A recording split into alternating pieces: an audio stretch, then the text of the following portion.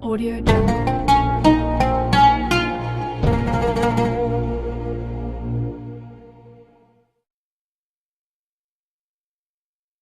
Assalamualaikum warahmatullahi wabarakatuh.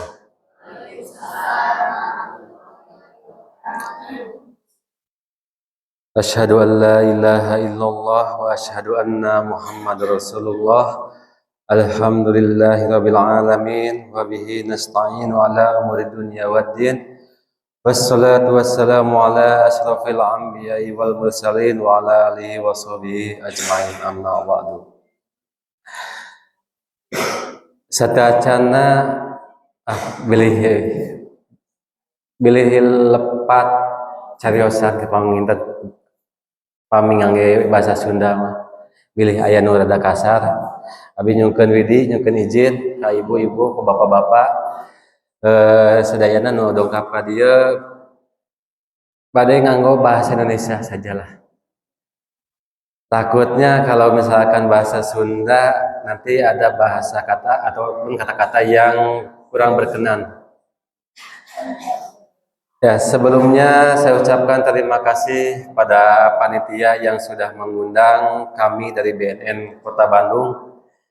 Atas kesempatannya, insya Allah kita berdiskusi tentang ilmu, tentang informasi yang memang saat ini sudah cukup meresahkan di kalangan masyarakat yang tanpa kita sadari, bapak-bapak, ibu-ibu, sudah masuk ke hampir lingkungan keluarga kita. Tak lupa saya mengucapkan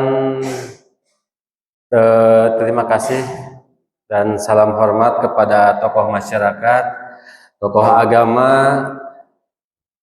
yang hadir pada kesempatan ini. Mudah-mudahan tempat ini menjadi majelis ilmu yang bermanfaat bagi kita semua, dan insya Allah ketika pulang di tempat ini ada ilmu yang bisa dibawa ke rumah. Buat bapak, buat ibu yang hadir, sedikitnya tahu tentang pola asuh ketika menghadapi anak-anaknya yang kok ada perbedaan gitu ya. Ada perbedaan tingkah laku, padahal di rumah itu kelihatan baik-baik saja, tapi tiba-tiba ada informasi aduan anaknya pakai A, pakai B. Minimal kita bisa mendeteksi apakah itu betul atau tidak. Kemudian yang selanjutnya, permohonan maaf mungkin tayangannya itu lebih ke anak-anak, karena ketika panitia mengundang, saya konfirmasi katanya untuk anak-anak yang sedang pesantren kilat. Ternyata yang saat ini alhamdulillah banyak yang sudah melewati pasti anak-anak ya, tapi masih semangat mencari ilmunya, alhamdulillah. Mudah-mudahan ini buat yang remaja, jangan malu nih, jangan patah semangat. Lihat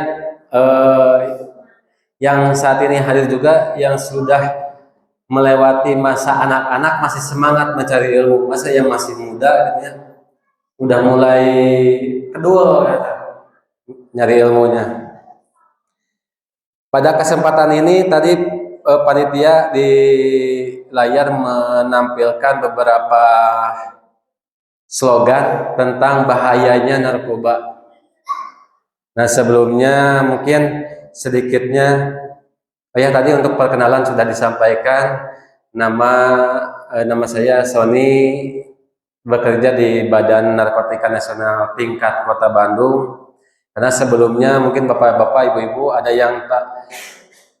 yang masih menganggap BNN itu kantornya di mana. Nah, BNN ataupun Badan Narkotika Nasional itu ada tingkatan, Bapak Ibu, ada beberapa tingkatan. BNN tingkat pusat yang kantornya ada di Cawang, di Jakarta. Itu tingkat pusatnya. Kemudian ada BNN tingkat provinsi. Kalau tingkat provinsi mungkin Bapak dan Ibu sudah pada tahu yang di Soekarno Hatta di Gede Bage, Jalan Haji Hasan nomor 1. Nah, itu BNN provinsi. BNN tingkat provinsi. Nah, BNN Kota Bandung ada di Jalan Ciung Wanara nomor 12B dekat Masjid Salman ITB. Nah, terus Kang pami benten bedana apa? BNN tingkat pusat, provinsi, dan kota dan kabupaten sama-sama saja. Tapi kebetulan karena di Kota Bandung ini BNN provinsinya ada di satu kota yang sama, itu jadi ada 2 BNN provinsinya di sini. Tapi sama-sama saja. Walaupun BNN provinsi itu karena di Indonesia belum semua kota dan kabupaten ada BNN-nya. Ya, biasanya kalau BNN provinsi membackup kota kabupaten yang belum ada BNN-nya. Contohnya Kabupaten Bandung belum ada, Pangandaran belum ada BNN-nya. Ini masih di backup oleh BNN provinsi. Nah, itu sekilasnya. Kemudian saya ingin menyampaikan beberapa salah satu kisah di zaman Rasulullah. Ada salah satu sahabat yang bernama Abdullah bin Jahsy. Beliau merupakan salah satu sahabat, ponakan dan adik ipar Nabi Muhammad SAW. Pada saat itu Abdullah bin Jahsy melaksanakan perang di bulan Rajab. Mungkin pada ustazah yang tahu bisa dikoreksi ya, karena kalau saya pribadi bukan ustaz ya, tapi sedikitnya sering, ya minimal sering-sering bacalah, biar tidak terlalu bodoh gitu ya. Tapi salah satu Abdullah bin Jahsy ketika pada zaman dahulu melakukan perang di bulan Rajab. Walaupun memang kan salah satu adat 3 bulan haram yang diharamkan oleh Rasulullah untuk melaksanakan perang, salah satunya bulan Rajab. Nah, ketika Abdullah bin Jahsy melakukan perang, beliau mendapat rampasan harta ketika perang. Salah satunya Homer. Nah, ketika Homer kan banyak rampasannya. Kalau dibuang itu mubazir, kan jangan membuang makanan ataupun minuman, sedangkan ini banyak. Nah, kemudian Abdullah bin Jahsy bertanya kepada Rasulullah, "Hai Rasulullah, bagaimana hukumnya untuk mengkonsumsi barang-barang rampasan perang ini?" Kemudian Rasulullah menjawab dengan tegas bahwa mengkonsumsi Homer itu adalah salah satu dosa yang besar. Itu tercantum dalam surat Al-Baqarah ayat 219 kalau tidak salah. Dan beberapa surat di Al-Quran banyak mencantumkan tentang Homer. Nah, itu salah satu penegasan bahwa Homer ini merupakan hal yang sangat berbahaya, dan apabila dikonsumsi itu merupakan salah satu dosa yang besar. Kalau zaman dahulu kan banyak yang tidak mempertanyakan kenapa dosa besar, kenapa bisa memabukkan, karena keimanannya sangat tinggi kalau zaman dahulu. Betul nggak Bapak Ibu? Salah satu contoh ketika Rasulullah melakukan Isra Miraj, mana mungkin hanya dalam waktu 1 malam bisa melaksanakan Isra dan Miraj. Tapi karena keyakinan iman yang sangat tinggi, jadi tidak perlu dipertanyakan. Nah, pada saat ini zaman sekarang banyak yang mempertanyakan, nggak mungkin, ya, banyak pemuda-pemudi yang mempertanyakan tentang kisah-kisah yang ada di Al-Quran. Nah, makanya pada saat ini yuk kita buktikan secara ilmiah Kenapa bahwa narkoba itu membahayakan? Kenapa narkoba itu melarang? Dari zaman Rasulullah Shallallahu Alaihi Wasallam.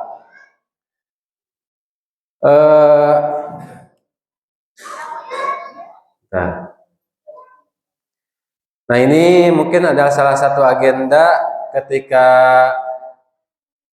awalnya saya ingin menyampaikan agendanya ada 4 dan kita berkenalan dulu tentang remaja ya Bapak dan Ibu. Apakah ini salah satu hal yang valid, benar apa tidak? Karena Bapak dan Ibu saat ini sudah melewati masa remaja ya. Betul nggak? Kita flashback dan adik-adik di sini yang sudah masuk tahap remaja, betul nggak? Kira-kira sudah merasakan apa tidak? Nah sebelum pada saat itu kita akan menonton salah satu video pendek yang diambil dari salah satu kisah nyata tentang remaja, kenakalan remaja pada saat ini. Saya seorang ibu biasa, ibu yang mencintai dan menempatkan keluarga di atas segalanya. Mungkin seperti Anda juga. Impian saya sederhana, membahagiakan keluarga, juga membesarkan anak yang berbakti dan berprestasi. Seluruh waktu dan tenaga saya kerahkan untuk mewujudkannya. Tapi tentu saja, hidup tidaklah mudah.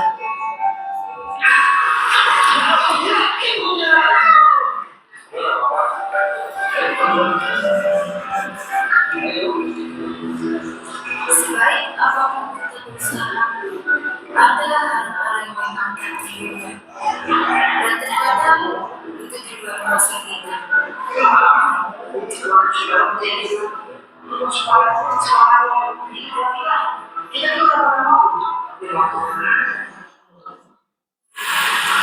Sebenarnya mas,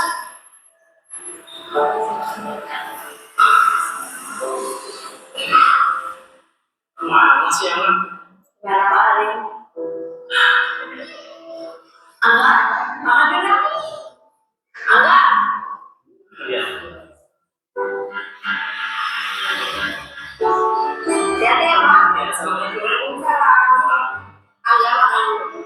Angga.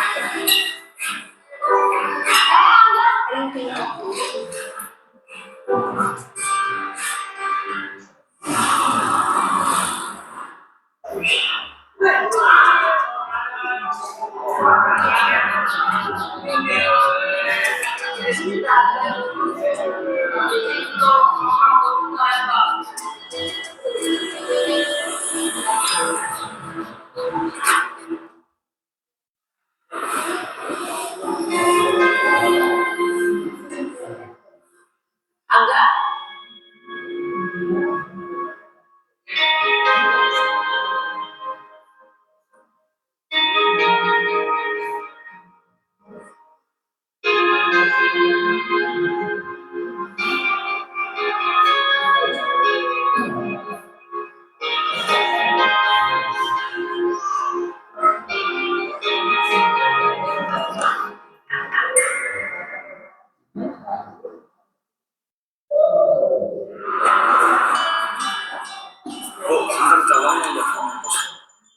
Angga ini apa? Semalam ibu di kamar kamu. ini bukan punya Angga, ini punya teman Angga.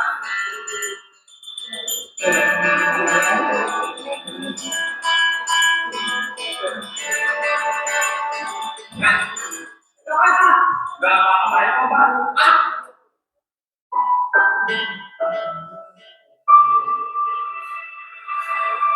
Akhir-akhir ini bengkel dapat sendiri. Tapi yang membantu atau kemana?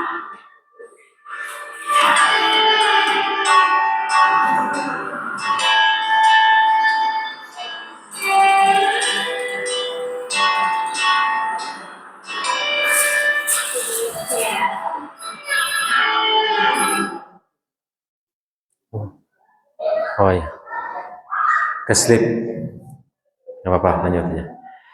Nah tadi di salah satu video yang tadi apa menceritakan tentang seorang anak remaja yang awalnya dia memiliki banyak prestasi tentang ketika sekolah gitu ya. Tapi prestasi itu mulai memudar bahkan merubah sikap kesehariannya sehingga tidur tidak karuan, emosi tidak bisa dijaga, kemudian bahkan mencuri uang punya orang tuanya, tidak peduli dengan keadaan orang tuanya sedang susah. Jadi di akhir videonya, nah kemudian di akhir video disampaikan bahwa keluarganya sudah tidak punya apa-apa lagi, bahkan bengkelnya sampai tutup. Alat jahit yang tadi itu sampai dijual padanya. Kang itu mah cerita film doang. Alhamdulillah selama saya berada di lingkungan yang memang banyak penyalahguna dan ya yang kasus tentang narkoba, hal ini tadi itu memang nyata Bapak dan Ibu. Bahkan salah satu yang saya alami itu salah satunya ada seorang orang tua yang curhat ke kami hingga rice cooker tempat penanak nasi itu dijual oleh anaknya sama isi-isinya, sama nasi-nasinya lagi dinanak anak nasi sama isi-isinya dijual tanpa pengetahuan orang tuanya. Banyak itu nyata. Nah itu memang salah satu kenapa narkoba itu menjadi hal yang berbahaya disalahgunakan. Walaupun memang tadi ketika zaman Rasulullah itu tidak ada istilah namanya narkoba ya, tidak ada istilah namanya nafza. Karena yang dicantumkan di sana khamar, hal yang memabukkan. Apapun itu, apapun istilahnya, esensinya sama. Karena narkoba, nafza ataupun khamar itu pengertian secara umumnya yang bisa menyebabkan efek samping, yang bisa menyebabkan perubahan perilaku, yang bisa menyebabkan perubahan emosi. Nah sebelum itu mungkin Bapak Ibu ada yang mengenal bahwa narkoba, nafza ataupun khamar itu merupakan salah satu istilah. Nah kita mengenal dulu istilahnya ya. Cek PAMI BNN singkatan dari apa Bapak Ibu? Badan Narkotika Nasional atau Badan Narkoba Nasional? So, bentana naon. Nah, kita akan bahas PAMI rokok lebetna kana naon? PAMI lem lebetna kana naon? Kalau sabu masuknya kemana? Ganja masuknya kemana? TM apa? Adik-adik TM? Adik-adik ada yang tahu TM? Nggak apa-apa, so TM tahu? Nah, nanti biasanya kalau anak muda banyak yang tahu istilah TM. Nah, ataupun tramadol, itu istilah-istilah yang banyak disalahgunakan. Nah, kita sebagai orang tua harus up to date gitu ya. Jadi biar minimal tahu ketika ada obat ini ada di saku ataupun di tas ataupun menemukan di jalan, ya minimal kita bisa mengantisipasi. Nah, sekarang kita bahas dulu narkoba Bapak dan Ibu. Jadi kalau istilah narkoba sebenarnya merupakan salah satu singkatan. Narkoba, narkotika, psikotropika dan bahan adiktif. Kalau kita hidup di Indonesia, ketiga istilah ini beda-beda undang-undangnya, Bapak dan Ibu. Kan kalau di Islam itu mau narkotika, mau psikotropika, mau bahan adiktif, hukumnya sama, dosa besar. hukumnya sama. Bagaimana untuk mengampuninya? Ya mungkin itu kita tanyakan kepada yang memang ahlinya, ahli tafsirnya, ahli hadisnya, ahli Al-Qur'annya. Karena bagaimana cara supaya kita terbebas dari dosa ketika menyalahgunakan narkoba secara Islam ya. Salah satunya mungkin tobatan nasuha. Tobatan nasuhnya seperti apa? Nanti kita tanyakan kepada ustadznya kalau itu. Nah, nanti kita ngebahas tidak sampai ke sana. Narkotika, psikotropika, dan bahan adiktif ini merupakan ketiga undang-undang yang berbeda. Makanya kenapa BNN namanya Badan Narkotika Nasional, bukan Badan Narkoba Nasional. Karena undang-undangnya hanya undang-undang tentang narkotika. Nomor berapa? Nomor 35 tahun 2009. Beda dengan kepolisian. Di polisi juga ada Bapak dan Ibu yang menangani tentang narkoba. Nah, kalau di kepolisian namanya Sat Narkoba ataupun di Serse Narkoba. Jadi membahasnya tentang narkotikanya, tentang psikotropikanya, tentang bahan adiktifnya. Semua jenis yang ada itu di kepolisian di eksekusi. Nah, kalau BNN ini Badan Narkotika Nasional. Kita lihat efeknya dulu. Kenapa secara ilmiah narkoba itu berbahaya?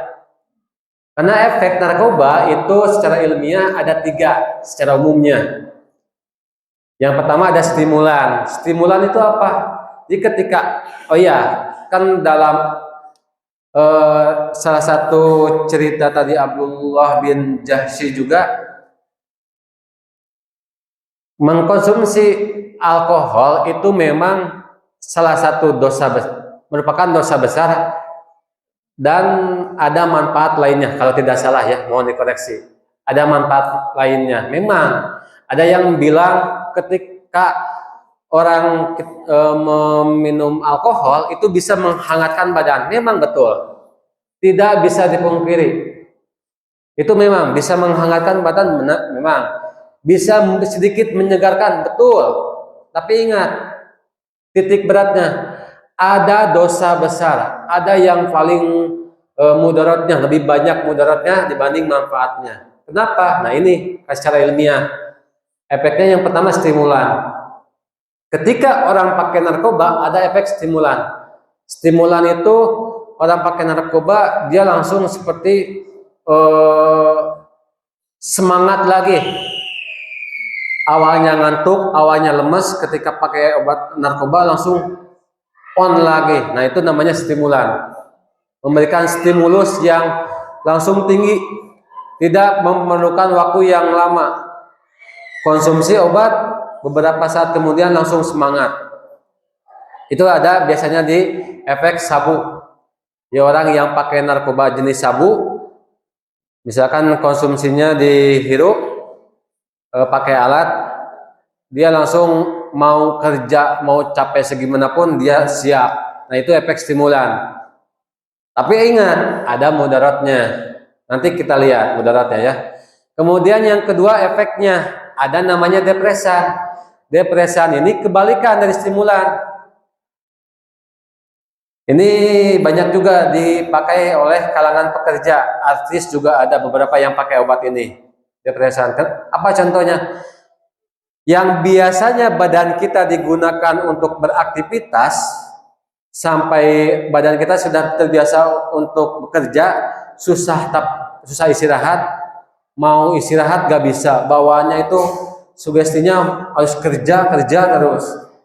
Nah, ada efek narkoba namanya depresan. Ketika dia pakai obat ini, beberapa menit kemudian langsung lemes. Bawaannya pengen tidur, nggak mau ngapa-ngapain. Nah ini depresan. Banyak artis juga yang pakai ini. Nah yang ketiga efeknya halusinasi ataupun halusinogen. Dia tidak bisa membedakan mana kenyataan dan mana hayalan. Dan efek halusinasi ini merupakan salah satu faktor survei yang dilakukan oleh BNN ketika datanya korban akibat narkoba 30 sampai 50 orang meninggal setiap hari akibat narkoba. Di 30 sampai 50 orang meninggal dalam satu harinya itu meninggal akibat narkoba. Bukan hanya karena dia pakai, bukan. Karena efek halusinasi ini. Contohnya, ada salah satu berita, seorang perempuan mengendarai mobil, dia pulang dari klub malam. Ketika di klub malam itu, dia mengkonsumsi salah satu obat narkotika.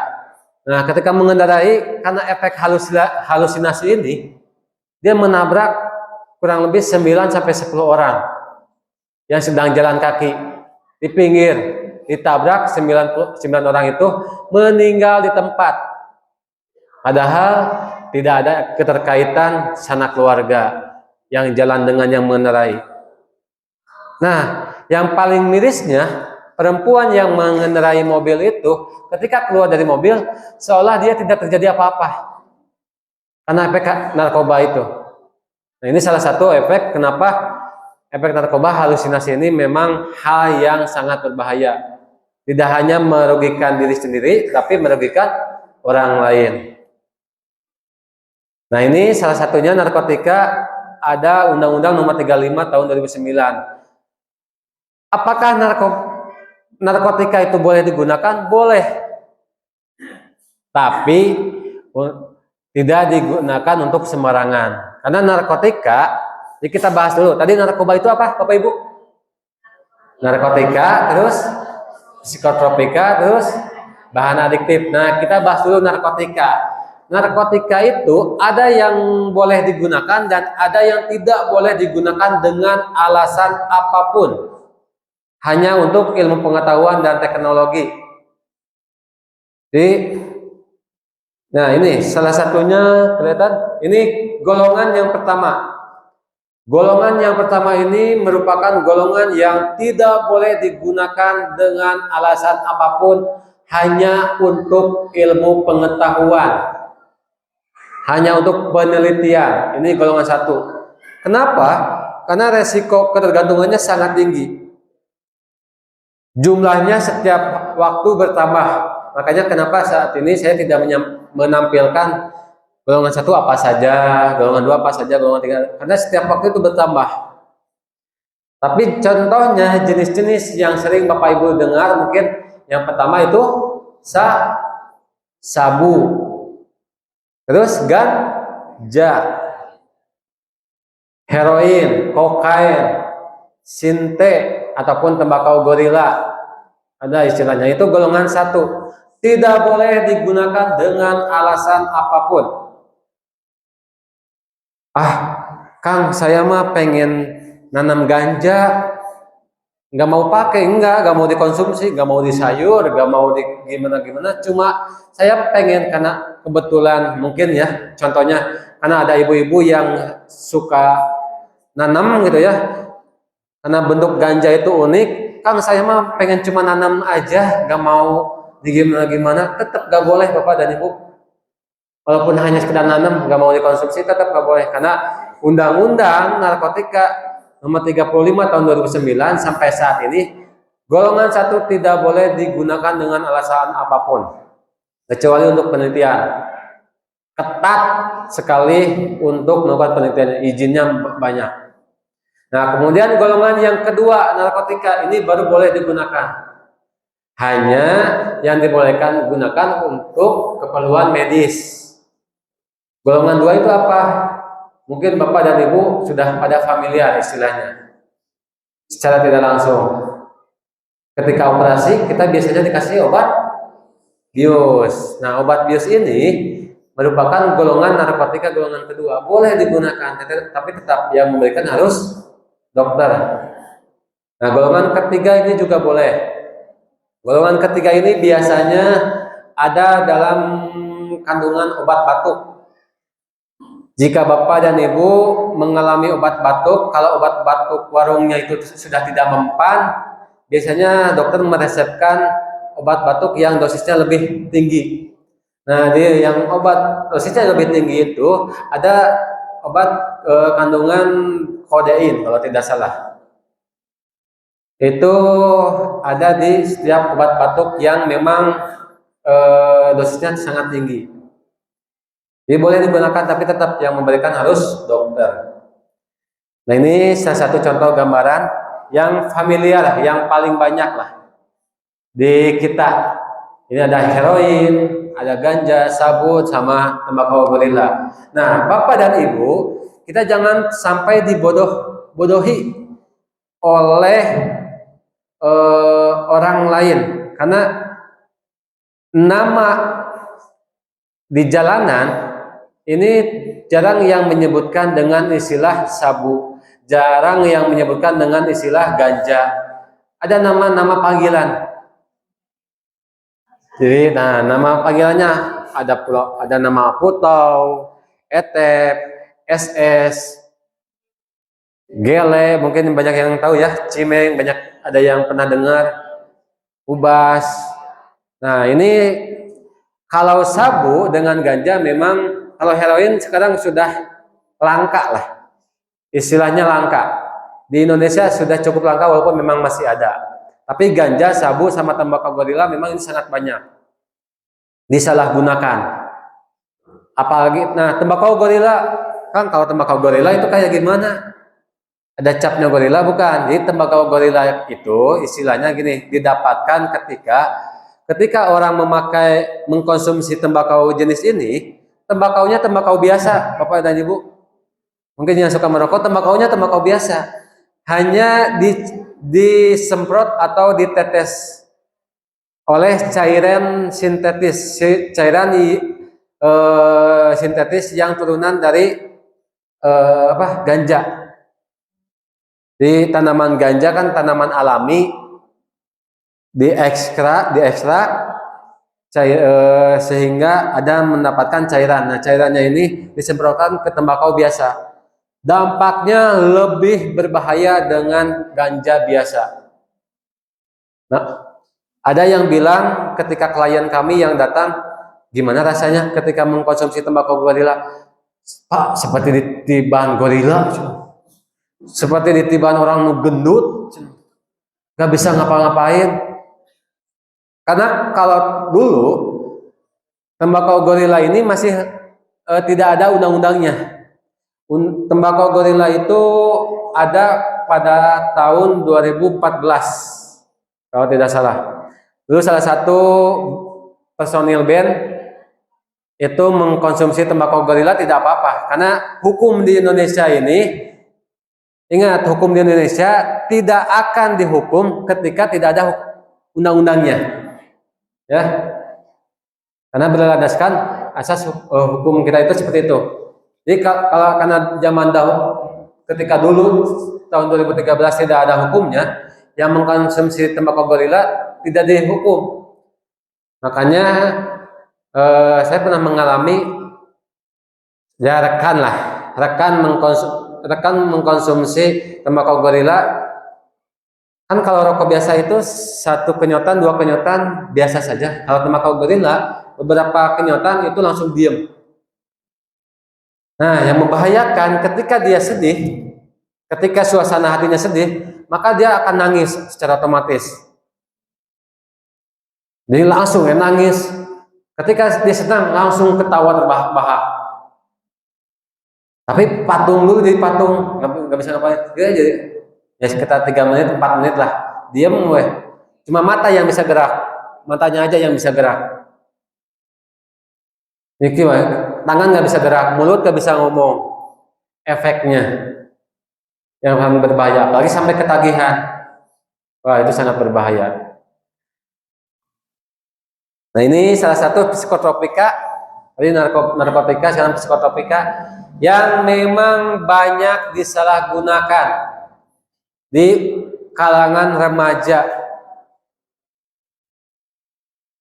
Alprazolam, tramadol, heksimir ini merupakan obat, kebanyakan obat psikoaktif, obat yang digunakan untuk orang gangguan kejiwaan yang mudah depresi, dikasih obat ini. Makanya biasanya psikiatri, dokter kejiwaan, ketika ada kliennya, mereka meresepkan obat ini. Nah, untuk sekali meresepkan, sudah ada dosisnya. Dan biasanya harusnya dikonsumsi di tempat. Kan kalau kita sakit itu, dokter meresepkan sekian, 3 kali sehari. Nah, kalau obat dokter kejiwaan, dia meresepkan harus makan di tempat, harus dilihat sama dokternya. Nggak boleh dibawa pulang. Nah, banyak orang-orang yang menyalahgunakan obat-obat ini. Bayangkan, otak sehat, otak normal, ketika mengkonsumsi obat ini ya pasti banyak saraf yang putus. Gitu.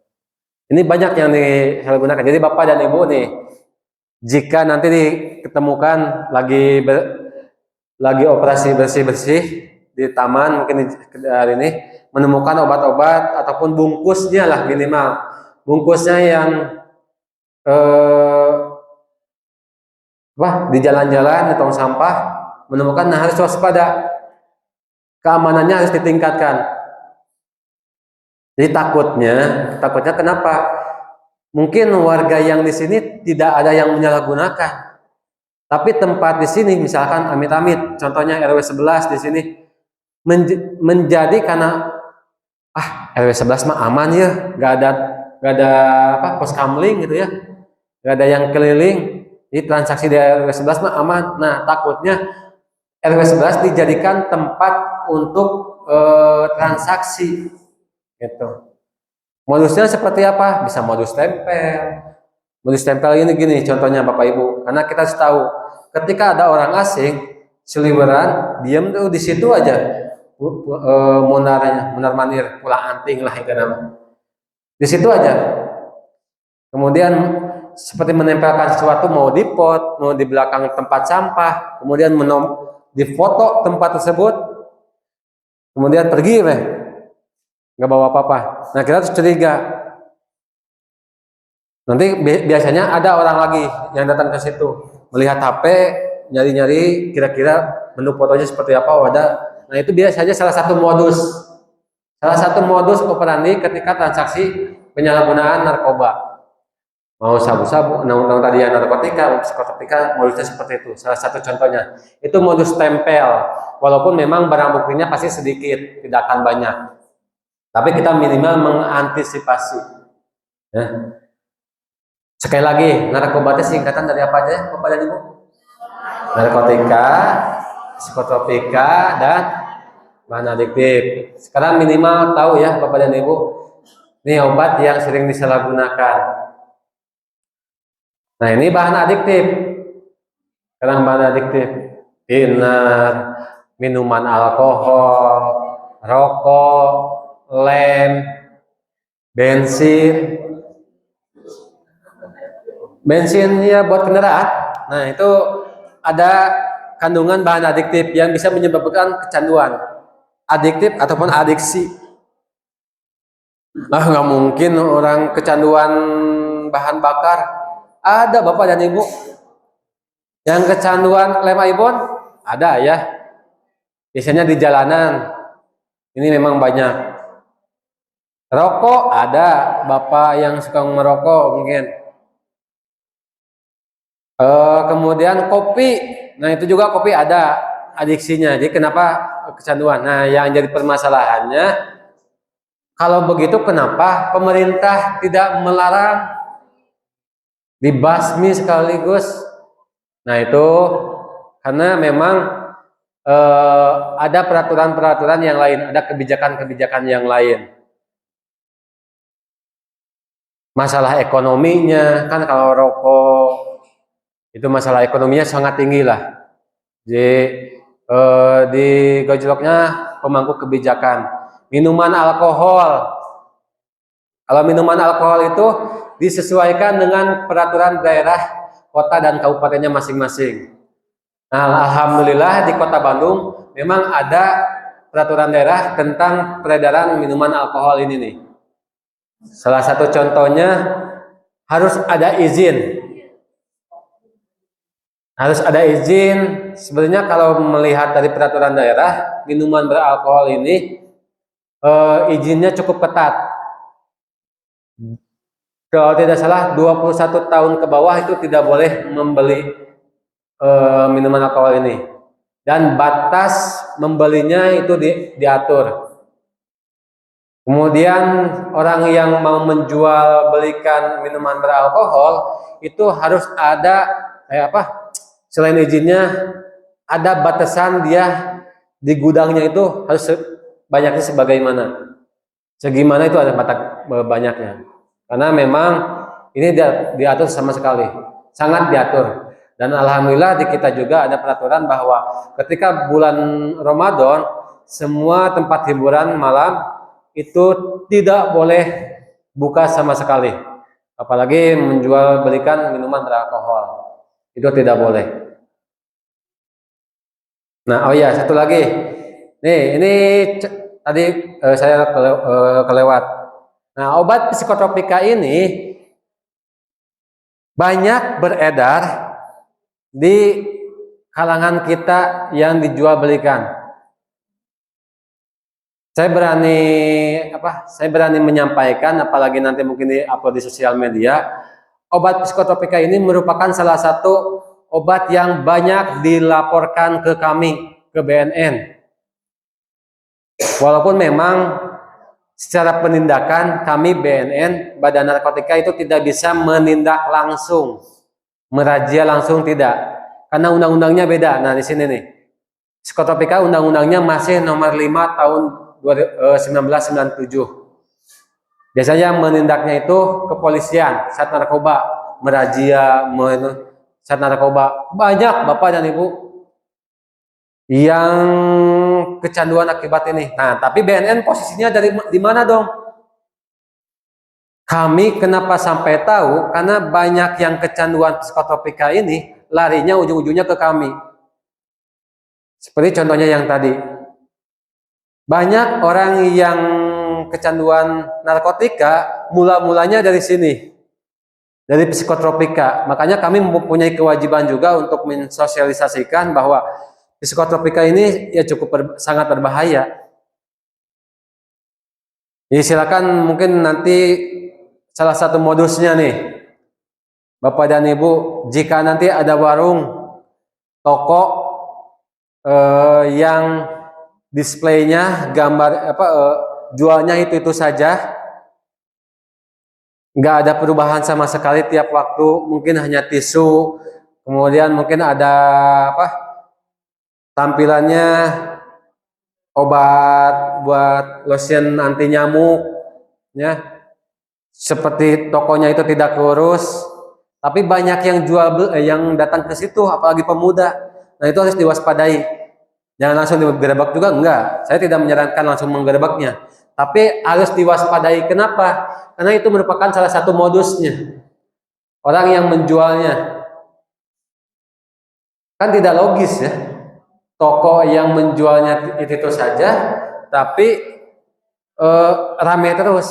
Nah itu biasanya mereka menjual obat-obat ini.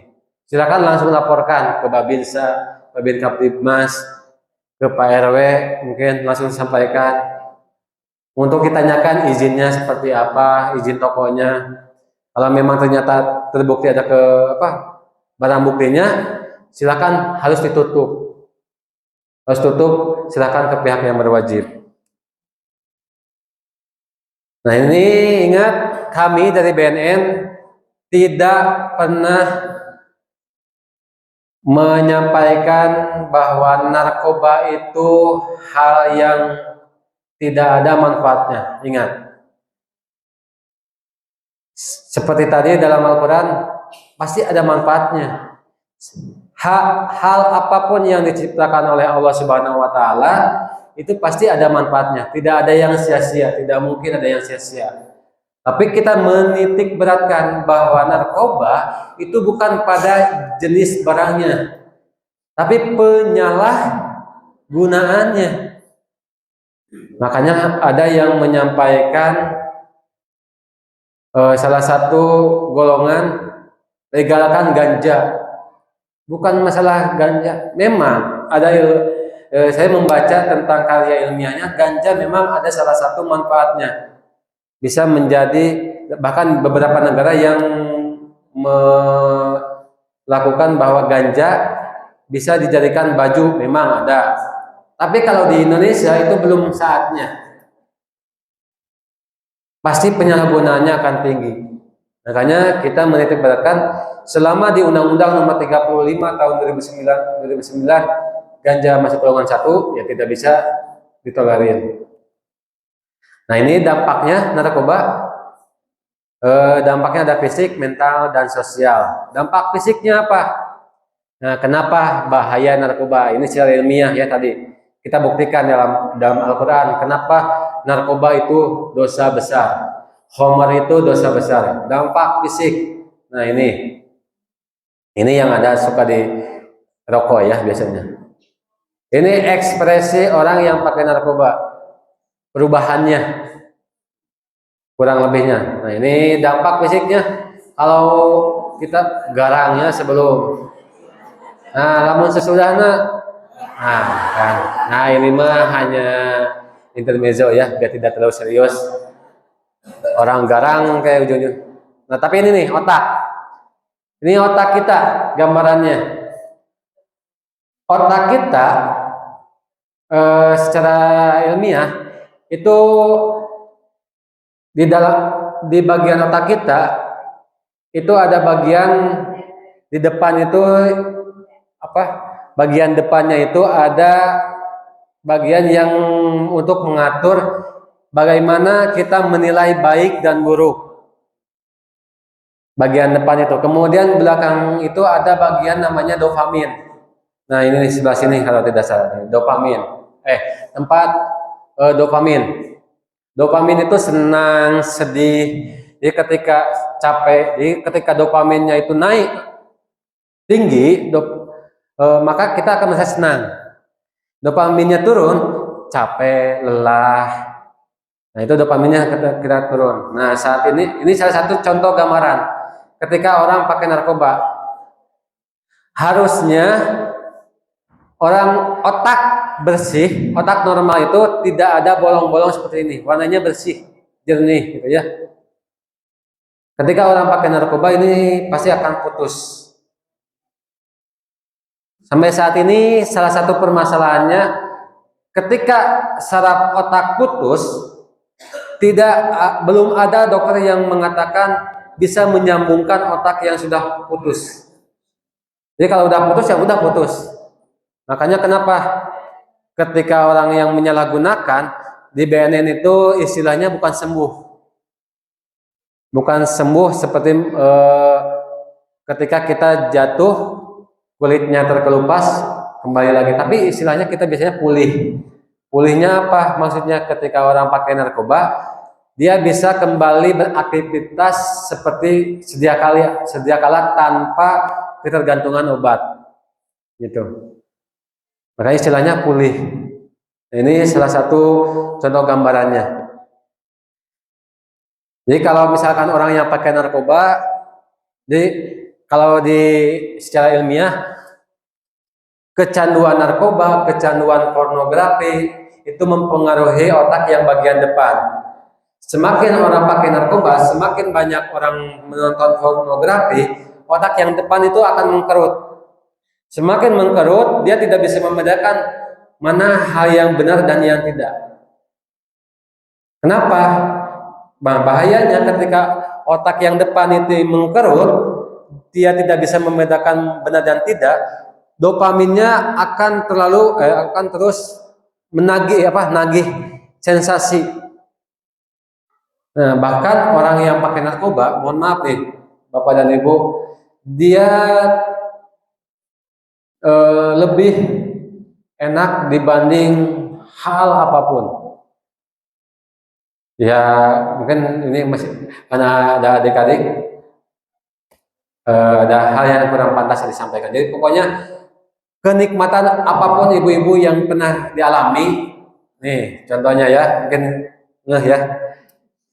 Nah, itu lebih enak ketika orang pakai narkoba. Bayangkan, beberapa kali lipat Jadi ketika orang, nah dampak buruknya, efek narkoba itu kenapa tadi stimulan, depresan, halusinogen, dampaknya memang cepat naik, dopaminnya cepat naik, dopamin yang sebelah sini udah cepat naik, tapi cepat turun juga, sama seperti HP, ketika HP dicasnya biar cepat langsung penuh, otomatis kan langsung ngedrop.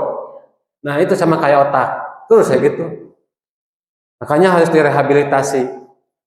Gitu. Jadi betul kan? Jadi kenapa di Al-Qur'an bahwa khamar itu sangat merupakan salah satu dosa yang besar? Memang secara ilmu kesehatan ada dampaknya. Nah, ini dampak sosialnya salah satunya banyak lah. Terjadinya tawuran, perubahan pola perilaku, biasanya rajin ibadah, bahkan bisa merugikan hal yang lain. Ini salah satu. Kita mungkin pernah nonton berita artis yang kena kasus narkoba atau berita tentang anak sekolah yang kecanduan. Ya, meski udah ada banyak larangan terkait narkoba, nyatanya masih ada jutaan kasus penyalahgunaan narkoba di negara kita. Di dunia, lebih gila lagi. Jumlah pecandu narkoba sedunia itu setara 1 ke Indonesia. Tapi pertanyaan besarnya, kenapa masih banyak orang yang tergoda dan memang apa rasanya kecanduan narkoba?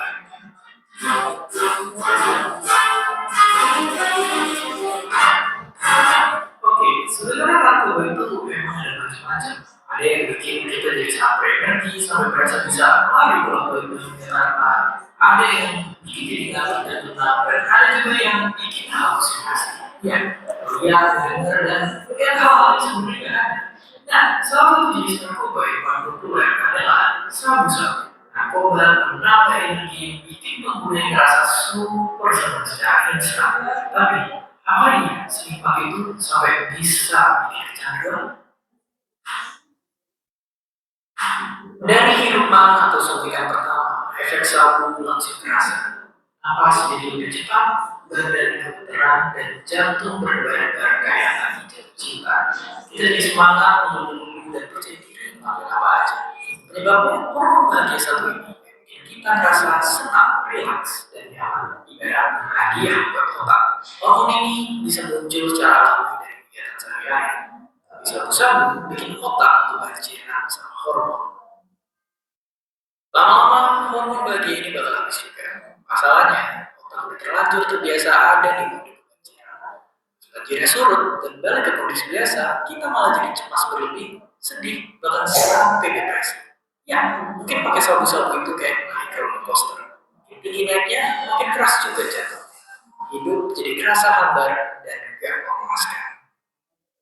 Kalau ngerasa sama godaan dan konsumsi lagi, otak bakal terbiasa dan jadiin sabu-sabu sebagai satu-satunya sumber kebahagiaan. Dan inilah yang bikin kecanduan. Mereka-mereka yang udah gak bisa lepas dari sabu-sabu bisa kelihatan dari fisiknya. Selain itu mereka juga jadi susah fokus, suka menyendiri dan gampang emosian kayak kita pas tanggal tua. Masalahnya makin parah karena otak jadi gak bisa nyiptain hormon bahagia sendiri dan bisa berlalu kebal sama efek sabu. Lama-lama jadi butuh lebih banyak, dan lebih banyak lagi sampai nyawa jadi taruhannya. Kalau gitu, gimana caranya berhenti? Kalau udah kecanduan parah, lepas dari jeratan sabu-sabu itu amat sangatlah susah. Awalnya bakal terasa pusing dan kemampuan pikir menurun. Terus jadi cemas berlebih, depresi, bahkan halusinasi. Tapi susah bukan berarti mustahil. Kalau dengan adanya bantuan dan dukungan yang tepat. Misalnya kayak pemuda ini yang sempat ditangkap polisi gara-gara mati sabu. Dia masuk ke pusat rehabilitasi, didampingi konseling dan akhirnya bisa berhenti. Di Indonesia, pecandu yang melapor bisa dapat rehabilitasi gratis, tapi pengedar bisa dihukum mati. Kayak bapak yang nekat bangun pabrik sabu dari dalam penjara. Tapi Filipina pernah punya cara yang lebih beda. Presidennya waktu itu ngasih izin warganya buat bunuh siapapun yang dicurigai pecandu atau pengedar. Akibatnya puluhan ribu nyawa hilang terbunuh di jalan. Masalahnya, Belum tentu juga mereka yang terbunuh adalah yang benar-benar pecandu atau pengedar. Malah banyak di antaranya orang miskin, tidak bersalah. Tapi kalaupun benar, apakah nyawa mereka layak? Masalah narkoba adalah masalah yang rumit dan berkaitan banyak sama hal lain, termasuk kemiskinan dan pendidikan. Yang pasti, ini semua bukan cuma soal angka. Ada anak yang kehilangan bapaknya, ada ibu yang kehilangan anaknya, ada keluarga yang kehilangan masa depannya. Tapi mungkin kita bisa ikut membantu, karena pemulihan butuh satu komunitas yang peduli. Kita Nah, sebelum ditutup mungkin ada informasi yang penting disampaikan kepada Bapak dan Ibu perihal tentang permasalahan narkoba di kita ya. Tadi di video cukup jelas lah. Ternyata permasalahan narkoba di Indonesia itu sangat tinggi. Bahkan salah satu kota di negara adidaya di Amerika Serikat, Kensington, itu satu wilayah ketika jalan-jalan semuanya itu banyak penyalahguna yang di pinggir jalan. Nyuntik, susah, sampai pemerintah juga susah untuk menghilangkannya. Diangkut, digusur, datang lagi, diangkut, digusur, datang lagi. Sampai saat ini. Nah, kita berharap di negara kita jangan sampai ada kejadian seperti itu. Ini pilihan para pecandu. Informasi yang terakhir itu tentang Jadi tolong ditulis dan disampaikan kepada masyarakat bahwa ketika orang melapor atau volunteer melapor kesadaran melapor itu dilindungi oleh undang-undang, tidak ditangkap, tidak akan diproses hukum. Karena apa? Apalagi pendekatan hukum kita hari ini, rezim hukum kita melihat pengguna itu sebagai korban, maka harus dipulihkan. Ini tolong ditulis. Nah, ini pesan dari Kepala BNN RI bahwa ingat, ini pesannya bagi orang yang menyalahgunakan, yang sudah terlanjur menjadi penyalahguna, kemudian dia ingin pulih, ingin terbebas dari kecanduan narkoba, silakan datang saja ke BNN. Karena kami jamin tidak akan diproses hukum, tidak akan dipenjara, bahkan gratis, tidak dipungut biaya, disubsidi oleh pemerintah. Ingat ya, Bapak dan Ibu, jangan sampai ada yang dibodohi lagi oleh oknum-oknum yang mengatasnamakan baik aparat penegak hukum apapun itu, bahwa ingat, orang yang menyalahgunakan jika ingin pulih itu tidak akan diproses hukum. Pasti kami akan dengan senang hati selamat datang, kita akan bantu. Apakah memang cukup dengan rawat jalan, konsultasi rawat jalan, atau harus rawat inap, sama seperti kita sakit lah. Kata dokter tadi ini mah cukup rawat jalan aja. Kata dokternya ini mah cukup harus rawat inap. Nanti di kami juga ada dokternya, ada yang bagian konsultasinya. Di kami juga ada tim ahlinya. Jadi silakan, mungkin takutnya ada sanak saudara yang sudah terlanjur menyalahgunakan, silakan untuk segera dipulihkan. Dan salah satu tips yang bisa kami sampaikan ketika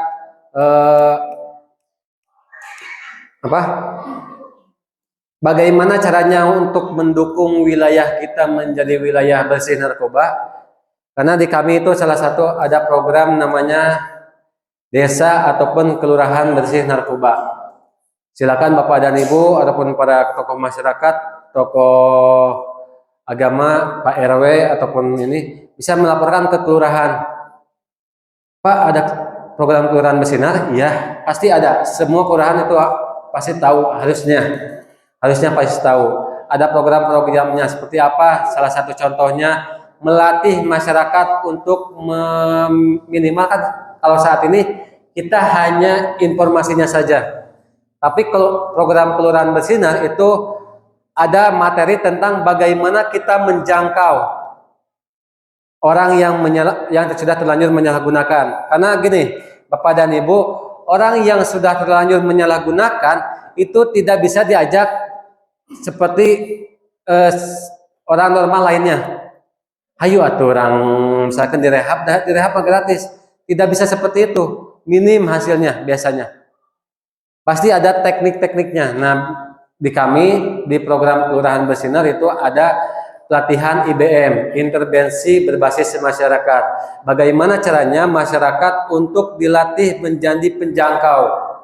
Bagaimana masyarakat dilatih membuat program-program yang memang bisa membuat wilayahnya bersih dari narkoba.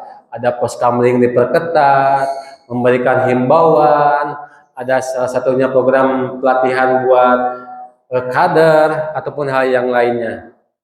Mungkin karena waktunya di sini sangat terbatas, jadi silakan yang memiliki rasa penasaran nih, para tokoh masyarakat, tokoh agama, Pak RW dan yang lainnya, silakan tanyakan ke kelurahannya. Kalau kelurahannya belum tahu, kelurahannya suruh tanyakan ke BNN gitu. Ya. Harusnya lurahnya harus tahu. 151 kelurahan di Kota Bandung harusnya minimal tahu.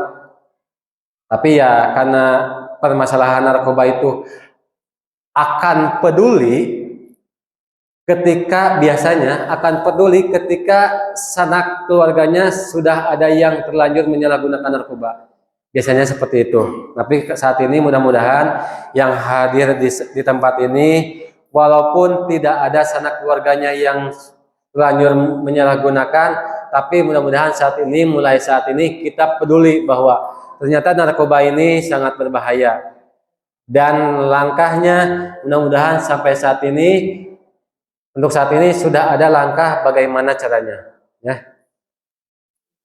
Ini untuk pilihan, ini sosial media kami. Silakan bisa di follow sosial media BNN Kota Bandung. Hampir semua sosial media kami ada, dan kantornya saat ini ada di Jalan Ciung Wanara nomor 12B dekat Masjid Salman ITB.